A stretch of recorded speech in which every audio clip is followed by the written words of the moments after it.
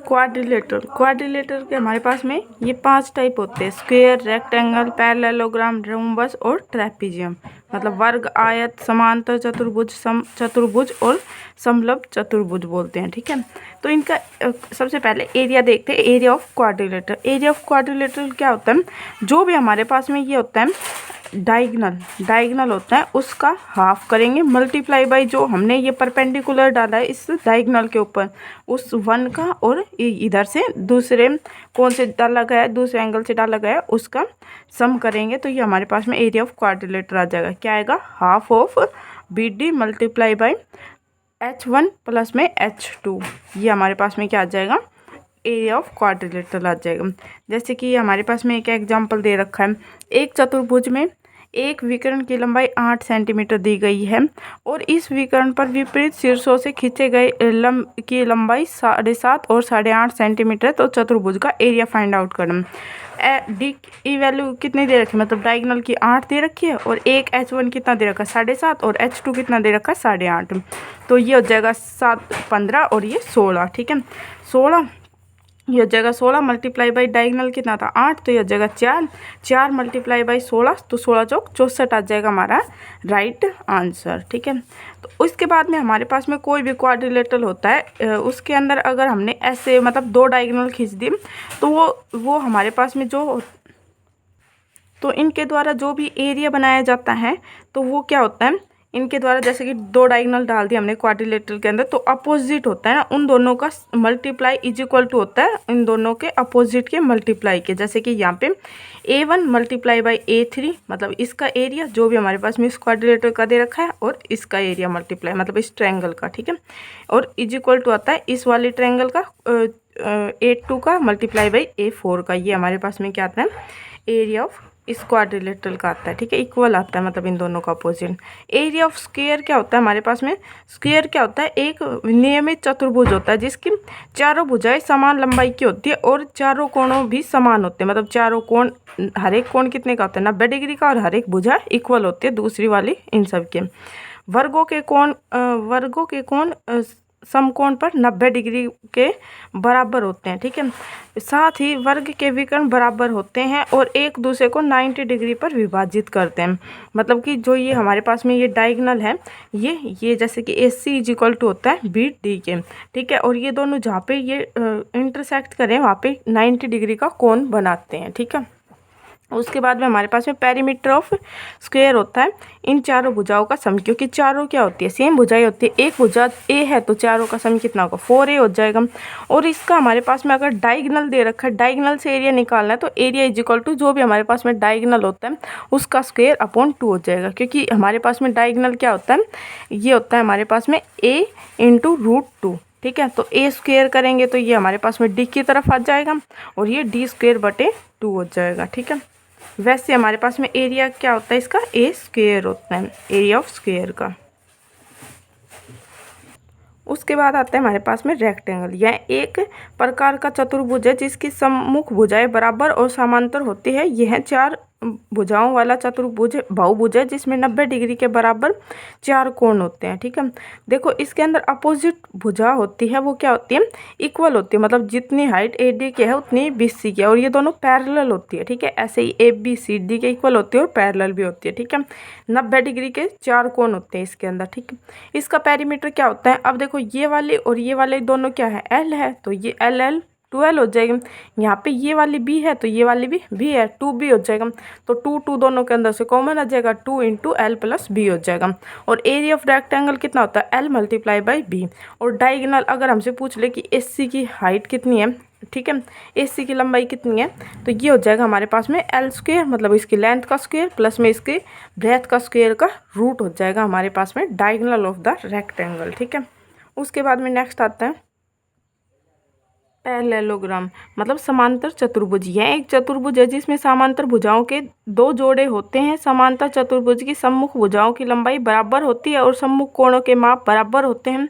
साथ ही तिर्यक रेखा के एक ही तरफ के आंतरिक कोण पूरक होते हैं, सभी आंतरिक कोणों का योग 360 डिग्री के बराबर होता है। मतलब जितने भी यहाँ पे कोण बन रहे हैं इन सब का आंतरिक जोड़ कितना होता है, 360 डिग्री होते हैं, ठीक है। और एक साइड के एंगल क्या होते हैं, सप्लीमेंट्री होते हैं, मतलब कि उनका सब कितना होता है, 180 डिग्री होता है, ठीक है। और सम्मुख भुजाएं क्या होती है, बराबर होती है, मतलब कि ये ए के बराबर होती है, ये बी के बराबर होती है और समांतर भी होती है, ठीक है। तो इसके अंदर हमारे पास में पेरीमीटर क्या होगा, इस ये दोनों ए है तो ये आ जाएगा 2a, और ये क्या होता है बी 2b हो जाएगा, तो 2 कॉमन आ जाएगा, 2 इंटू ए प्लस बी हो जाएगा इसका पेरीमीटर, ठीक है। और अगर हमारे पास में डायगोनल दे रखा है ए सी का स्क्वायर और बी डी का स्क्वायर है, इज इक्वल टू हमारे पास में अगर एरिया निकालना है डायगोनल से तो ये होता है हमारे पास में 2 इंटू ए स्क्वायर प्लस बी स्क्वायर, ठीक है। तो ये मतलब ए सी को क्या बोलेंगे, D1 मतलब डायगोनल 1, और बी डी को D2, डायगोनल 2 का square is equal to twice of होता है इस एक का स्क्वायर प्लस में बी का स्क्वायर का। तो वैसे हमारे पास में एरिया ऑफ पैरेललोग्राम अगर हमें नॉर्मल निकालना है तो ये हमारे पास में आता है, जो भी हमारे पास में बेस दे रखा है वो, और हम परपेंडिकुलर डाल के हाइट डाल लेंगे जैसे कि इसके अंदर डाल रखा है, तो वो हो जाएगा हमारे पास में एरिया ऑफ पैरेललोग्राम, ठीक है। नेक्स्ट आता है हमारे पास में रोम्बस। रोम्बस क्या होता है, समचतुर्भुज। एक चतुर्भुज है जिसकी सभी भुजाएं समान है, चूंकि समांतर चतुर्भुज की सम्मुख भुजाएं बराबर होती है, इसलिए समचतुर्भुज एक विशेष प्रकार का समांतर चतुर्भुज है जिसकी सभी भुजाएं समान होती है। देखो समांतर चतुर्भुज के अंदर क्या होता है, ये सारी भुजाएं जैसे हमारे पास में स्क्वायर के अंदर बराबर होती है ना, वैसे इसके अंदर बराबर होती है, लेकिन उसके अंदर हमारे पास में क्या होता है, हर एक ये एडजेसेंट एंगल पे 90 डिग्री का कोण बनता है, लेकिन यहाँ पे नहीं होता। यहाँ पे ओनली जहाँ पे मीट करते हैं ना वहाँ पे 90 डिग्री का कोण बनाते हैं। और ये डायगोनल्स है, ये इक्वल पार्ट्स के अंदर डिवाइड होते हैं, जैसे कि जो लंबाई ओ एक की है वैसे ही ओ सी की उतनी लंबाई O D is equal to O B होती है, मतलब लेंथ में सेम होती है। तो देखो हर कोई भुजा ए मतलब इक्वल है, तो इसका पेरीमीटर कितना हो जाएगा, ए 4 बार ऐड कर देंगे 4a हो जाएगा। और वैसे ही हमारे पास में अगर डायगोनल दे रखा है इसका D1 और D2, तो इस डायगोनल से भी हम एरिया निकाल सकते हैं। जो हमारे पास में डायगोनल 1 दे रखा है उसका स्क्वायर करेंगे प्लस में डायगोनल 2 का स्क्वायर करेंगे इज इक्वल टू आ जाएगा हमारे पास में 4a आ जाएगा, 4a स्क्वायर आ जाएगा, इसका एरिया ऑफ रोम्बस का आ जाएगा। वैसे अगर हमारे पास में डायगोनल नहीं दे रखे हैं, मतलब हमें वैसे निकालना है इसका एरिया, तो ये हमारे पास में क्या होता है 1/1/2, और 1/2 जो भी हमारे पास में डायगोनल 1 की लंबाई है उसका मल्टीप्लाई और डायगोनल 2 का मल्टीप्लाई करेंगे तो ये हमारे पास में एरिया ऑफ रोम्बस आ जाएगा, मतलब डायगोनल 1 मल्टीप्लाई बाय डायगोनल 2 का हाफ आ जाएगा, एरिया ऑफ रोम्बस आ जाएगा, ठीक है। और हमारे पास में area of A B C D समचतुर्भुज का आधार मतलब कि बेस मल्टीप्लाई बाय हाइट होता है, मतलब कि area of rhombus A B C D height दे रखी हो तब ये लगता है। उसके बाद में नेक्स्ट आता है हमारे पास में ट्रेपीजियम, मतलब समलंब चतुर्भुज।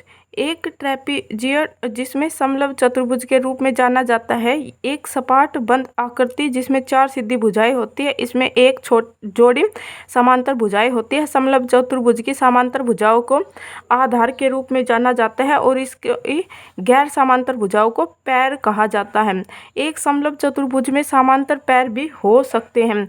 समांतर भुजाओं क्षैतिज ऊर्ध्वाधर या तिरछी हो सकती है, इसलिए समांतर भुजाओं के बीच की लंबवत दूरी को ऊंचाई कहा जाता है, ठीक है। मतलब कि समांतर भुजाओं के बीच की जो दूरी होती है वो परपेंडिकुलर बोली जाती है, एल्टीट्यूड बोली जाती है, मतलब लंबवत बोली जाती है, परपेंडिकुलर, ठीक है।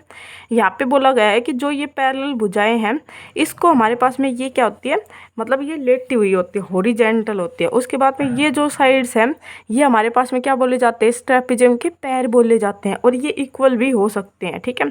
और ये हमारे पास में अगर हमें यहाँ से डायगोनल डालेंगे तो वो लंबवत होती है, मतलब परपेंडिकुलर होती है इस बेस के ऊपर। तो इसका पेरीमीटर हमारे पास में क्या है, अलग अलग भी हो सकता है, क्योंकि देखो यहाँ पे जरूरी नहीं कि एक ही जैसा हो, ठीक है। तो यहाँ पे अलग अलग दे रखा है, तो इनका पेरीमीटर क्या होगा, इन सब भुजाओं का सम ए सी बी डी, इन सब का सम हमारे पास में क्या हो जाएगा, पेरीमीटर।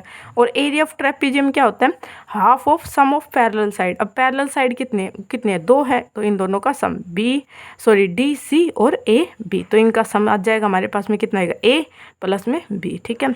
ए प्लस में बी मल्टीप्लाई बाई हाइट, जो हमने एल्टीट्यूड डाला था उसकी हाइट, ठीक है। तो ये आ जाएगा एच। तो हमारे पास में एरिया ऑफ ट्रेपीजियम क्या आ जाएगा, half of sum of parallel sides A plus B multiply by height, ठीक है। और अगर डायगोनल दे रखा है वहाँ से हमें एरिया ना है, जैसे कि ए सी और बी डी दे रखा है, तो वहाँ पे क्या आएगा, डायगनल 1 का स्क्वायर प्लस में डायगनल 2 का स्क्वायर इज इक्वल टू आएगा हमारे पास में सिक का स्क्वायर, मतलब सी हमारे पास में ये पैर बोला गया है जो ट्रेपिजियम का, इसका स्क्वायर और ये डी का स्क्वायर सेकंड वाला, प्लस में 2AB आ जाएगा हमारा area of trapezium. Okay, thank you.